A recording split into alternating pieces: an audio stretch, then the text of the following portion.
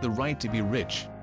Whatever may be said in praise of poverty, the fact remains that it is not possible to live a really complete or successful life unless one is rich.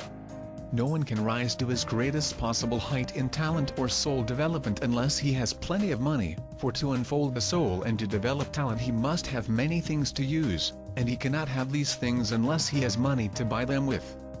A person develops in mind, soul, and body by making use of things, and society is so organized that man must have money in order to become the possessor of things.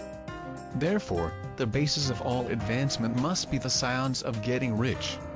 The object of all life is development, and everything living has an inalienable right to the development it is capable of attaining. A person's right to life means his right to have the free and unrestricted use of all the things which may be necessary to his mental, spiritual, and physical unfolding. Or, in other words, his right to be rich. In this video, I shall not speak of riches in a figurative way. To be really rich does not mean to be satisfied or contented with a little.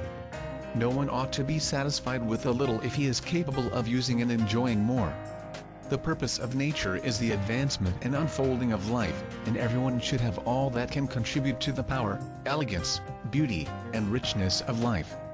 To be content with less is sinful. The person who owns all he wants for the living of all the life he is capable of living is rich, and no person that does not have plenty of money can have all he wants.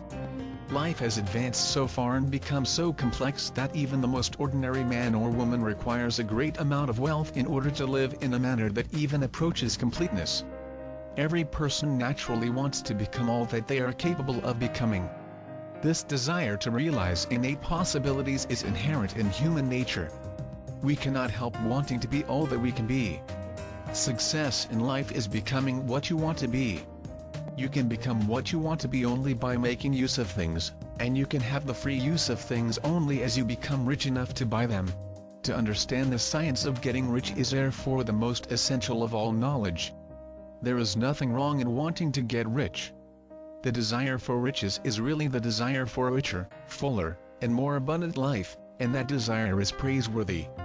The person who does not desire to live more abundantly is abnormal. There are three motives for which we live.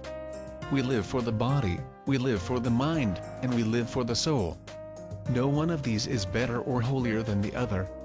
All are alike desirable, and no one of the three, body, mind, or soul, can live fully if either of the others is cut short of full life and expression. It is not right or noble to live only for the soul and deny mind or body, and it is wrong to live for the intellect and deny body or soul. We are all acquainted with the loathsome consequences of living for the body and denying both mind and soul, and we see that real life means the complete expression of all that a person can give forth through body, mind, and soul. Whatever he can say, no one can be really happy or satisfied unless his body is living fully in its every function, and unless the same is true of his mind and his soul. Wherever there is unexpressed possibility or function not performed, there is unsatisfied desire. Desire is possibility seeking expression or function seeking performance. A person cannot live fully in body without good food, comfortable clothing, and warm shelter, and without freedom from excessive toil. Rest and recreation are also necessary to his physical life.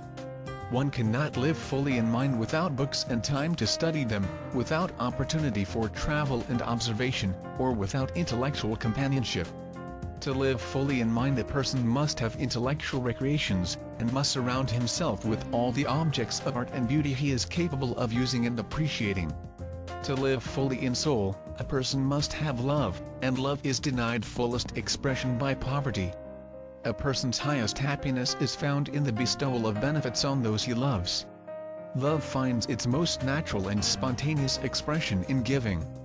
The individual who has nothing to give cannot fill his place as a spouse or parent, as a citizen, or as a human being. It is in the use of material things that a person finds full life for his body, develops his mind, and unfolds his soul. It is therefore of supreme importance to each individual to be rich. It is perfectly right that you should desire to be rich. If you are a normal man or woman, you cannot help doing so. It is perfectly right that you should give your best attention to the science of getting rich. for it is the noblest and most necessary of all studies. If you neglect this study, you are derelict in your duty to yourself, to God and humanity, for you can render to God and humanity no greater service than to make the most of yourself.